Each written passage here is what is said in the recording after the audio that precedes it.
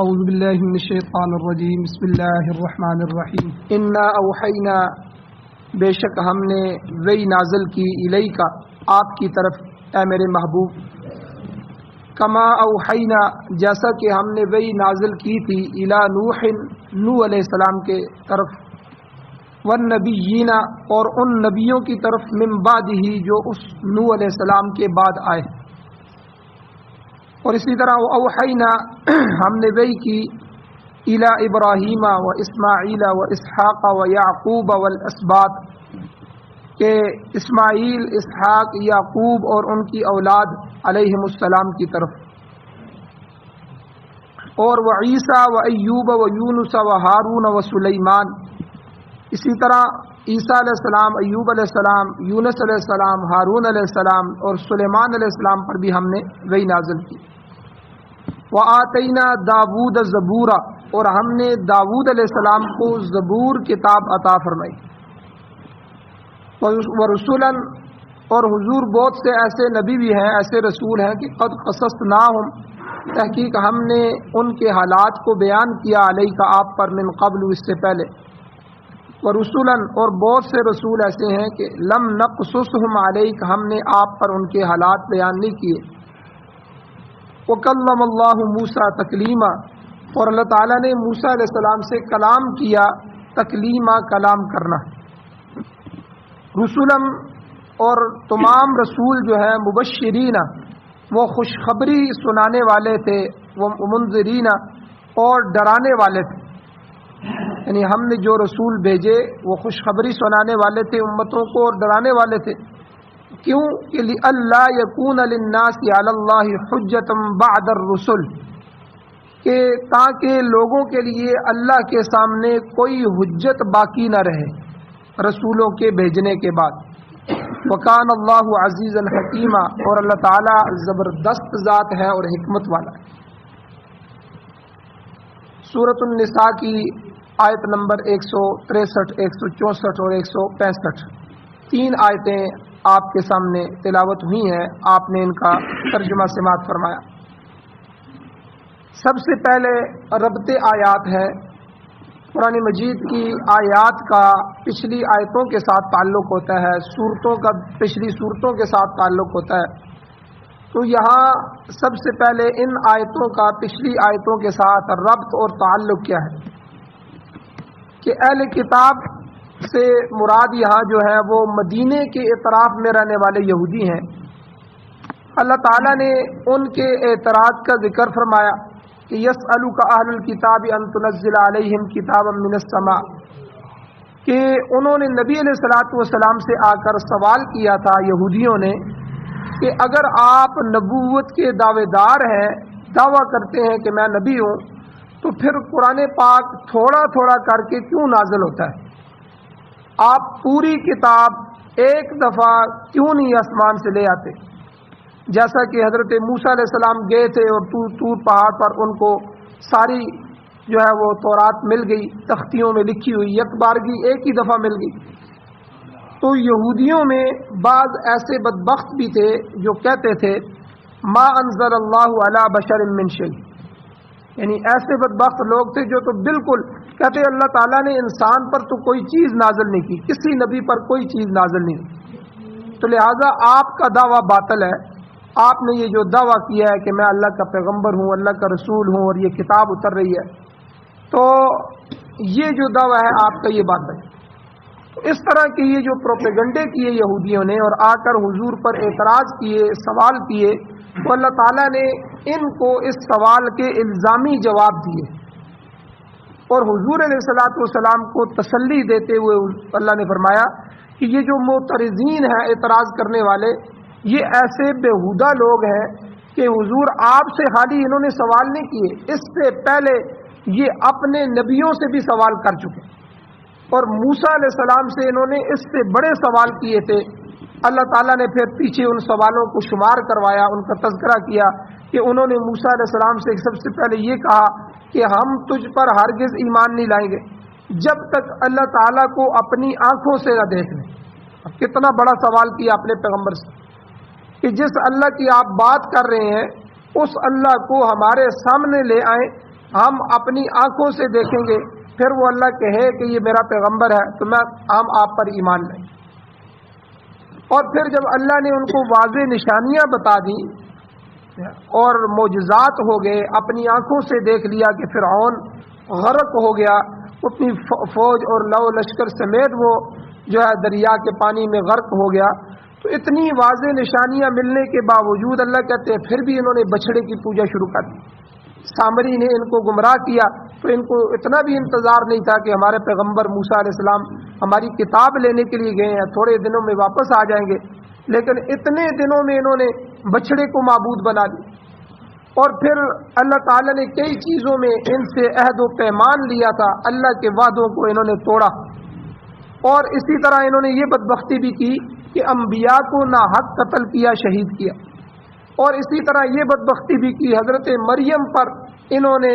جو ہے وہ بہتان باندھا، طوفان باندھا۔ اور حضرت عیسیٰ علیہ السلام کے متعلق نہایت گندا عقیدہ انہوں نے وضع کیا۔ تو اللہ تعالیٰ نے ان کی طرف سے تجاوز اور تعدی کی بنا پر، ان کی ہٹ جرمی اور ضد کی بنا پر، ان کے گناہوں میں آگے بڑھنے کی بنا پر اللہ تعالیٰ نے پھر ان یہودیوں پر سخت احکام نازل فرمائے۔ اور ان احکام میں سے ایک حکم یہ تھا کہ بعض حلال چیزیں ان کے لیے حرام قرار دی۔ کیوں؟ اس کی وجہ بھی اللہ نے ذکر فرمائی پیچھے کہ انہیں سود سے منع کیا گیا لیکن وہ سود کھا رہے تھے، انہیں لوگوں کے مال باطل طریقے سے کھانے سے منع کیا مگر انہوں نے پرہیز نہیں کیا بلکہ زیادتی میں مزید بڑھ گئے اور انہوں نے لوگوں کے مال کھائے۔ تو اس کے بعد اللہ تعالیٰ نے ان میں سے آخر میں بعض لوگوں کی پیچھے تعریف بھی فرمائی کہ کچھ لوگ یہودیوں میں جو ہے وہ ساری قوم ہی خراب نہیں ہوتی، کچھ نہ کچھ ایسے ہوتے ہیں جو سمجھدار قسم کے لوگ ہوتے ہیں۔ اللہ نے فرمایا ان میں سے بھی کچھ ایسے ہیں جو علم میں پختہ کار ہیں۔ جب انہوں نے اللہ کے نبی کو سنا، قرآن پاک سنا اور پیغمبر علیہ السلام کی زیارت کی تو وہ لوگ فوراً ایمان لے آئے۔ جس طرح میں نے پیچھے ذکر کیا تھا کہ عبداللہ ابن سلام یہ یہودیوں کے بڑے علماء میں سے تھے، تو یہ بھی مسلمان ہو گئے، ان کے ساتھ جو ان کے متعلقین تھے وہ بھی مسلمان ہو گئے بہت سارے۔ تو اللہ تعالیٰ نے ان کے لیے اجر عظیم کی بشارت سنائی۔ تو یہ تو پچھلے درس کی تھوڑی سی تفسیر تھی، خلاصہ۔ اب آج کی درس میں آیات کے اندر اللہ تعالیٰ نے اہل کتاب کا وہ جو سوال تھا اس سوال کا حقیقی جواب دیا، جس میں وہ کہتے تھے کہ اگر آپ اللہ کے رسول ہیں تو آپ پر پوری کتاب اکٹھی نازل کیوں نہیں ہوتی؟ ارشاد ہوتا ہے، اللہ فرماتے ہیں انا اوحینا الیک، بے شک ہم نے آپ کی طرف وحی نازل کی۔ حضور آپ کو تو یقین ہے، یعنی آپ کو تو یہ پتہ ہے کہ آپ پر وحی آ رہی ہے اور ہم ہی نازل کر رہے ہیں، تو یہ وحی ہم نے نازل کی اور یہ صرف آپ پر نازل نہیں ہوئی۔ کما اوحینا الی نوح والنبیین من بعدہ، جس طرح ہم نے یہ وحی نازل کی تھی حضرت نوح علیہ السلام پر اور ان کے بعد آنے والے انبیاء، اس سے پہلے نبیوں پر بھی ہم نے یہ وحی نازل کی۔ پھر اللہ تعالیٰ نے چند انبیاء کے نام گنوائے کہ جن کی طرف وحی آتی رہی، فرمایا وَأَوْحَيْنَا إِلَىٰ إِبْرَاهِيمَ وَإِسْمَاعِيلَ وَإِسْحَاقَ وَيَعْقُوبَ وَالْأَسْبَاطِ، کہ ہم نے وحی بھیجی ابراہیم علیہ السلام کی طرف، اسماعیل علیہ السلام کی طرف، اسحاق علیہ السلام کی طرف، یعقوب علیہ السلام کی طرف اور ان کی اولاد کی طرف۔ تو یہ پیغمبر تو اولاد در اولاد چلے آ رہے ہیں۔ دیکھیں حضرت ابراہیم علیہ السلام پر وحی آئی، وہ پیغمبر تھے، ان کے دو بیٹے حضرت اسماعیل اور حضرت اسحاق وہ بھی پیغمبر بنے، اللہ نے ان کو بھی نبوت عطا فرمائی، ان پر بھی وحی نازل ہوئی۔ پھر آگے ان کے بیٹے حضرت یعقوب علیہ السلام تھے، اللہ تعالیٰ نے ان کو بھی پیغمبری عطا فرمائی۔ آگے یعقوب علیہ السلام کے بیٹے حضرت یوسف علیہ السلام تھے، اللہ نے ان کو بھی نبوت عطا فرمائی۔ والاسباط آگے اللہ نے جو فرمایا کہ انہی کی اولاد میں سے، تو گویا کہ اہل کتاب میں سے 4000 سے زیادہ انبیاء نبی اللہ تعالیٰ نے بھیجے۔ تو یہودیوں کے جو حضرت موسیٰ علیہ السلام، حضرت داؤد علیہ السلام اور یہ سارے، آگے اللہ تعالیٰ نے پھر دوسرے پیغمبروں کے بارے میں فرمایا اس کے علاوہ بھی جو نبی تھے، وعیسیٰ وایوب ویونس وہارون وسلیمان، کہ عیسیٰ علیہ السلام، ایوب علیہ السلام، یونس علیہ السلام، ہارون علیہ السلام، سلیمان علیہ السلام، ان کی طرف بھی ہم نے وحی بھیجی۔ حضور ہم آپ کی طرف خالی وحی نہیں بھیج رہے، اس سے پہلے بھی پیغمبروں پر وحی آئی۔ وآتینا داؤد زبورا، اور ہم نے داؤد علیہ السلام کو زبور کتاب عطا فرمائی، پوری کتاب ہم نے داؤد علیہ السلام کو عطا فرمائی۔ تو گویا کہ اس آیت میں اللہ نے ان کا جو جواب دیا ہے، جواب کی نوعیت یہ ہے کہ اہل کتاب جو یہودی ہیں جب سابقہ انبیاء کی نبوت پر ایمان لاتے ہیں، ابراہیم علیہ السلام، اسحاق علیہ السلام، یعقوب علیہ السلام، ان نبیوں کو وہ مانتے ہیں، تو نبی آخر الزمان پر کیوں نہیں ایمان لاتے؟ ان کی وحی کو مانتے ہیں تو ان کی وحی کو کیوں نہیں مانتے؟ جبکہ اللہ تعالیٰ کے آخری نبی پر اسی طرح وحی نازل ہوتی ہے جس طرح انبیاء سابقہ جو ہے، پچھلے انبیاء ان پر نازل ہوتی رہی۔ تو اب اس نبی اور اس کتاب کو تسلیم کرنے سے کون سی چیز ان کو روک رہی ہے، کون سا امر مانے ہے؟ ان حقائق کے باوجود اللہ یہ بتانا چاہتے ہیں کہ یہ ساری حقیقتیں ہم نے قرآن میں بیان فرما دی، اگر اب بھی یہ لوگ ایمان نہیں لاتے تو حضور یہ ان کی ضد ہے، یہ ان کی ہٹ درمی ہے اور یہ کفر کے مرتکب ہو رہے ہیں۔ یہاں ایک بات اور بھی مسئلے کی سمجھ لیں کہ وحی جو ہے یہ صرف نبی پر آتی ہے، وحی صرف نبی پر آتی ہے، غیر نبی پر وحی نہیں آتی۔ نبی کے علاوہ جو صحابہ تھے، نبی کے علاوہ اولیاء امت ہیں، علماء امت ہیں، ولی ہیں، جتنے بھی نیک لوگ گزرے ہیں، تو ان پر کسی پر وحی نہیں آتی۔ ہاں البتہ کشف اور الہام یہ غیر نبی کو بھی ہو سکتا ہے۔ کشف یہ ہے کہ کوئی چیزیں اللہ تعالیٰ کسی پر کھول دے، یہ معجزہ ہوتا ہے، پیغمبر کا معجزہ ہوتا ہے، اور باقی جتنے بھی ہوتے ہیں غیر نبی ان کا یہ جو ہے وہ کرامات ہوتی ہے، یہ کرامت ہے کہ اللہ تعالیٰ قبر کے حالات کسی پر کھول دیں، آسمان کے حالات کسی پر کھول دیں۔ کوئی ولی ایسے ہیں کہ کسی پر کوئی چیز اللہ تعالیٰ منکشف فرما دیں، پردے ہٹ جائیں اور وہ ان چیزوں کو دیکھ لیں۔ اسی طرح جو الہام ہوتا ہے، الہام یہ ہے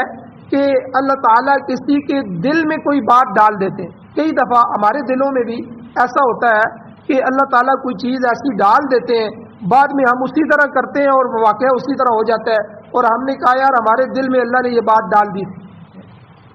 تو جس کا دل جتنا صاف ہوگا،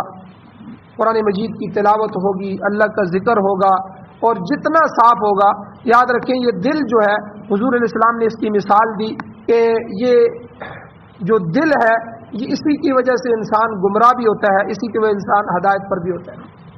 اور حضور نے مثال دی کہ جب آدمی گناہ کرتا ہے، ایک گناہ کی وجہ سے ایک سیاہ نقطہ، کالا نقطہ دل پہ لگ جاتا ہے،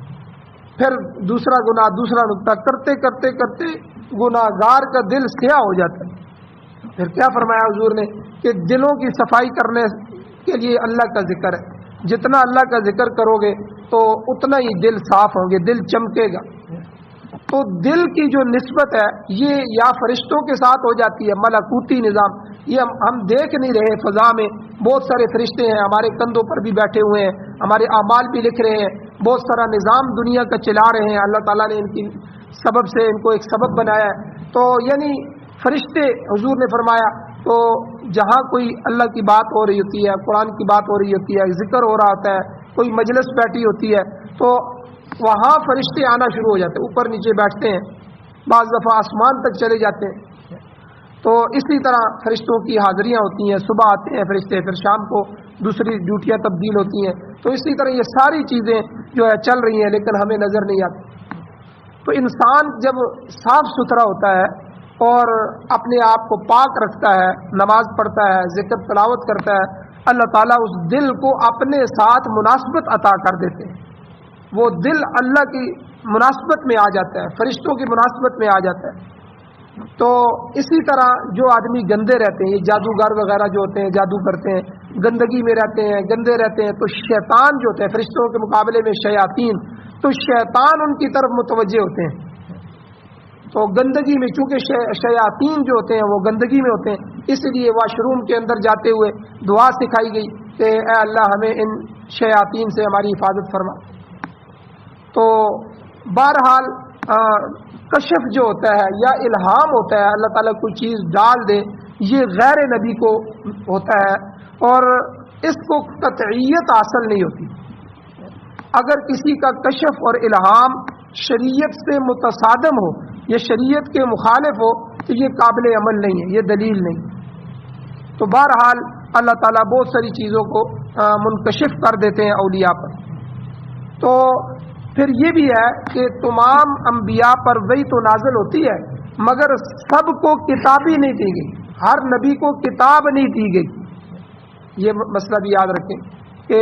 1,24,000 کم و بیش انبیاء جو آئے ان میں سے ہر نبی کے پاس اپنی اپنی کتاب نہیں تھی. تو پچھلی جو کتابیں تھیں وہی اگلا نبی آتا اسی کو لے کے اپنے علاقے میں جہاں اس کو بھیجا جاتا اس میں چلتا. اور پھر یہ بھی ہے کہ جن کو کتابیں دی گئی ہیں وہ سب کی سب اکٹھی نہیں دی گئی. بعض انبیاء کو یکبارگی ایک ہی دفعہ پوری کتاب دے دی گئی، بعض پر آیات کی صورت میں تھوڑی تھوڑی وحی نازل ہوتی رہی. لہذا انبیاء کے واسطے پوری کتاب کا اکٹھے نازل ہونا ضروری نہیں ہے. تو یہاں گویا کہ اللہ تعالیٰ نے اس کا جواب بھی دے دیا کہ اہل کتاب حضور سے آ کے مطالبہ کر رہے ہیں کہ آپ قرآن کو یک بارگی نازل فرمائیں. تو یہ تھوڑا تھوڑا کر کے کرنا یہ ہمیں قبول نہیں ہے، حالانکہ پہلے پیغمبروں پر بھی ایسے طریقے سے وہی آتی رہی ہے. اللہ تعالیٰ اپنی حکمت کاملہ کے تحت جس نبی پر جس وقت جتنی وحی چاہتا ہے، جتنی ضرورت ہوتی ہے اللہ کے ہاں، اللہ کا منشا ہوتا ہے، اتنی اللہ نازل فرماتے. اور پھر اللہ تعالیٰ نے گویا کہ یہاں اس بات کی طرف بھی اشارہ کر دیا کہ اگر یہودی حضرت عیسیٰ علیہ السلام کے علاوہ باقی انبیاء کی نبوت کو تسلیم کرتے ہیں تو پھر حضرت محمد رسول اللہ صلی اللہ علیہ وسلم کی نبوت کو بھی انہیں ماننا چاہیے. اور اسی طرح یہ بات بھی یاد رکھیں کہ اللہ تعالیٰ نے بعض انبیاء کو مکمل کتابیں دی اور بعض کو چھوٹے چھوٹے صحیفے دیے، چند ورقوں پر مشتمل صحیفے. ایک حدیث میں آتا ہے، حضرت ابو ذر غفاری رضی اللہ تعالیٰ عنہ کی روایت میں آتا ہے، حضور کے سامنے بیٹھے تھے تو انہوں نے حضور علیہ الصلوۃ والسلام سے سوال کیا، حضور اللہ نے کل کتنے نبی اور رسول بھیجے؟ آپ نے فرمایا کہ کل انبیاء اور جو رسل ہیں، انبیاء اور رسول، ان کی تعداد کم و پیش 1,24,000 ہے. پھر حضرت ابو ذر غفاری رضی اللہ عنہ نے دوسرا سوال کیا حضور سے، حضور کیا ان میں رسول کتنے تھے؟ اور حضور صلی اللہ علیہ وسلم نے فرمایا 315 رسول تھے. 315 رسول تھے اور باقی سب نبی تھے، انبیاء تھے. اچھا، رسول اور نبی میں کیا فرق ہوتا ہے؟ رسول وہ ہوتا ہے جس کو رسالت دی گئی ہو، نئی کتاب نئی شریعت دی گئی ہو، چاہے وہ چھوٹا سا صحیفہ ہو چاہے مکمل کتاب ہو، تو جس کو نئی شریعت دی گئی ہو تو اس کو رسول کہتے ہیں. اور نبی وہ ہوتا ہے جو پچھلی شریعتوں کو لے کر، پچھلی کتابوں اور صحیفوں کو لے کر آگے جو ہے اسی کی تبلیغ کرتا ہے. تو حضور نے فرمایا 315 رسول تھے، باقی سب انبیاء تھے. اور وہی تمام انبیاء اور رسول پر نازل ہوئی ہے، مگر کتاب اور شریعت جو ہے صرف رسولوں کو ملی. وہی فرشتہ آتا تھا تو وہ تو سارے رسولوں پر اور سارے نبیوں پر آئے ہیں، لیکن جو کتاب اور شریعت ہے وہ ان چند رسولوں کو، 315 رسولوں کو دی. اسی روایت میں، اسی حدیث میں آگے کتابوں کا ذکر بھی آتا ہے کہ حضرت ابو ذر غفاری رضی اللہ تعالیٰ عنہ نے حضور سے پوچھا، حضور اللہ نے کتنی کتابیں نازل فرمائی؟ تو آپ علیہ الصلوۃ والسلام نے فرمایا کل 104 کتابیں حضور نے فرمایا اللہ نے نازل فرمائی، جن میں سے 4 بڑی کتابیں ہیں جو ہم پڑھتے ہیں، تورات، زبور، انجیل اور قرآن مجید، اور باقی 100 کے قریب چھوٹے چھوٹے صحیفے تھے. اور حضرت نوح علیہ السلام سے پہلے انبیاء جو آئے ہیں ان پر بھی اللہ تعالیٰ نے بعض صحیفے نازل فرمائے. اور اسی حدیث میں آتا ہے کہ اللہ کے پہلے نبی، حضور نے فرمایا اللہ کے پہلے نبی حضرت آدم علیہ السلام تھے اور آخری نبی میں یعنی حضرت محمد الرسول اللہ صلی اللہ علیہ وسلم ہوں. پھر حضور نے عرض کیا کیا آدم علیہ السلام نبی تھے؟ حضرت ابو ذر غفاری رضی اللہ عنہ نے پوچھا. حضور نے فرمایا ہاں وہ نبی تھے، کلمہ اللہ، اللہ تعالیٰ نے ان سے کلام کیا، لہذا وہ نبی و مکلم تھے، اللہ نے خود ان سے کلام فرمایا. پھر آدم علیہ السلام کی اولاد میں سے ان کے جو صلبی بیٹے ہیں حضرت شیس علیہ السلام، وہ بھی اللہ کے نبی تھے. ان کے بیٹے یا پوتے حضرت ادریس علیہ السلام جو تھے وہ بھی اللہ کے نبی تھے. آپ کو اخنوخ بھی کہا جاتا تھا، اخنوخ. تو یہ ادریس علیہ السلام ہی ہیں جنہوں نے سب سے پہلے قلم بنایا اور قلم سے لکھنا شروع کیا. یہ جو لکھائی شروع ہوئی ہے، یہ لکھنا سب سے پہلے حضرت ادریس علیہ السلام نے شروع کی۔ پھر اس کے بعد یہ جو کپڑے سینے کے لیے سوئی ہوتی ہے، یہ جو سوئی جو ہے اس کی ایجاد بھی حضرت ادریس علیہ السلام نے کی، اور اسی طرح دیگر جو روزمرہ زندگی کے لوازمات ہیں وہ بھی آپ نے ایجاد فرمائے۔ اللہ تعالیٰ نے آپ پر جو صحیفے نازل فرمائے وہ زیادہ تر لوگوں کی بود و باش کے متعلق تھے، یعنی لوگوں کے رہن سہن کیسا ہونا چاہیے۔ تو چونکہ دنیا کی آبادی اس وقت بڑھنے لگی تھی، حضرت آدم علیہ السلام سے آگے پھر حضرت شیس علیہ السلام، شیس علیہ السلام سے آگے ان کے پوتے یا بیٹے حضرت ادریس علیہ السلام، تو یہ ایک آبادی بڑھ رہی تھی، اس لیے ان کو جو صحیفے دیے گئے تو ان کو آبادی کے متعلق دیے گئے کہ لوگ ہیں، لوگوں نے رہنا کیسے ہے، ان کا رہن سہن کیسا ہے، زیادہ تر احکام جو ہے اس پر مشتمل تھے۔ تو پھر ادریس علیہ السلام پر اس قسم کے احکام کی ضرورت بھی تھی، اللہ نے نازل فرمایا تو انہوں نے اس کو پورا فرمایا۔ تو آپ کے زمانے کے متعلق مفسرین کا ایک قول یہ بھی ہے کہ آپ انبیاء بنی اسرائیل میں سے ہیں، تاہم جو اول ذکر قول ہے وہ زیادہ معتبر ہے کہ وہ حضرت آدم علیہ السلام کی شروع کی اولاد میں سے۔ تو بہرحال حضرت نوح علیہ السلام کے زمانے تک یہ دنیا کا ابتدائی دور تھا، پہلا دور، حضرت آدم علیہ السلام سے لے کر حضرت نوح علیہ السلام تک۔ تو گویا کہ آپ سے پہلے تک کے دور کو آپ زمانہ طالب علمی سے بھی تشبیہ دے سکتے ہیں کہ جس طرح ایک بندے کا زمانہ طالب علمی ہوتا ہے۔ پھر جب آپ علیہ الصلوۃ والسلام کا دور شروع ہوا تو یہ گویا کہ تکمیل تعلیم کے بعد امتحان کا وقت ہے۔ امتحان کا نتیجہ پاس ہونے کی صورت میں ہوتا ہے یا فیل ہونے کی صورت میں نکلتا ہے، کامیاب ہونے والوں کو انعام ملتا ہے اور ناکام ہونے والوں کی تعدیل کی جاتی ہے۔ چنانچہ حضرت نوح علیہ السلام کے زمانے میں مخلوق کا امتحان لیا گیا، جس میں اکثر لوگ جو ہے وہ ناکام ہوئے اور پھر انہیں طوفان کی صورت میں سخت سزا ملی۔ یعنی جتنی قوم بڑھ گئی، دنیا کی آبادی بڑھ گئی، پھر ان کا امتحان ہوا تو حضرت نوح علیہ السلام کی کشتی میں وہی 80-82 لوگ تھے جو مسلمان ہوئے، باقی وہ پانی نکلا جو ہے نیچے زمین سے بھی نکلا، آسمان سے بھی برسا، چشمے بھی پھوٹ پڑے اور دریا بھی اوپر طغیانی آ گئی اور یہاں تک کہ پہاڑ بھی اس کے اندر آ گئے، تو ساری دنیا کو ایک دفعہ پھر غرق کیا گیا۔ اسی لیے نوح علیہ السلام کی ان 80-82 لوگوں سے دوبارہ دنیا کی آبادی چلی۔ نوح علیہ السلام کو آدم ثانی بھی کہتے ہیں، دوسرے آدم، یعنی گویا کہ حضرت آدم علیہ السلام سے پہلے وقت دنیا میں ابتدا ہوئی تو دوبارہ دنیا کی جو بڑھوتری ہوئی ہے لوگوں کی وہ حضرت نوح علیہ السلام کے زمانے سے ہوئی۔ تو اس لیے صحیحین کی روایت میں آتا ہے کہ قیامت کے دن جو ہے لوگ حضرت نوح علیہ السلام کے پاس آئیں گے اور آپ سے عرض کریں گے انک اول الرسل الی اہل الارض، آپ اہل زمین کی طرف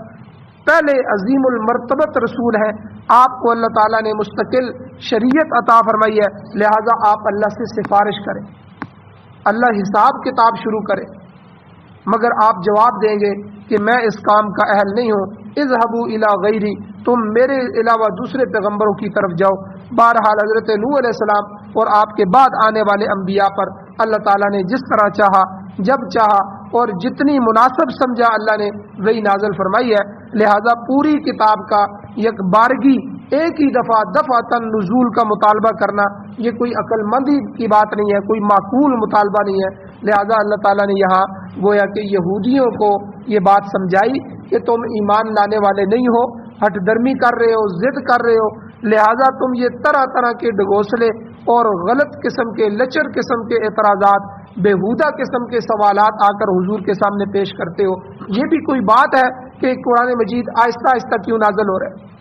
ایک ہی دفعہ آ جائے؟ تو اس لیے اس طرح کے اعتراضات نہ کرو اور ان سے باز ہو اور اللہ کی نبی پر ایمان لے ہو۔ آگے کئی احکام اور بھی ہیں انشاءاللہ کل کے درس میں بیان کیے جائیں گے۔ اللہ تعالیٰ سے دعا ہے اللہ ہمیں عمل کی توفیق عطا فرمائے۔ آمین۔ الحمدللہ رب العالمین، والعاقبۃ للمتقین، والصلاۃ والسلام علی رسولہ النبی الامی الکریم۔ یا اللہ ہماری کمیوں کو تہیوں کو معاف فرمائیے، درگزر فرمائیے، صغیرہ کبیرہ گناہوں کو معاف فرمائیے۔ یا اللہ قرآن و سنت کی حکومت نصیب فرمائیے، قرآن و سنت کا غلبہ نصیب فرمائیے، بیماروں کو شفا عطا فرمائیے۔ یا اللہ پریشان حالوں کی مدد فرمائیے۔ یا اللہ جو حضرات ایمان کی حالت سے اس دنیا سے جا چکے ہیں یا اللہ ان سب کی بخشش فرمائیے۔ ہم سب کو بھی قبر حشر آخرت کی تیاری نصیب فرمائے. صلی اللہ تعالی علی خیر خلقہ محمد وآلہ وأہل بیتہ وازواجہ وذریتہ اجمعین برحمتک یا ارحم الراحمین.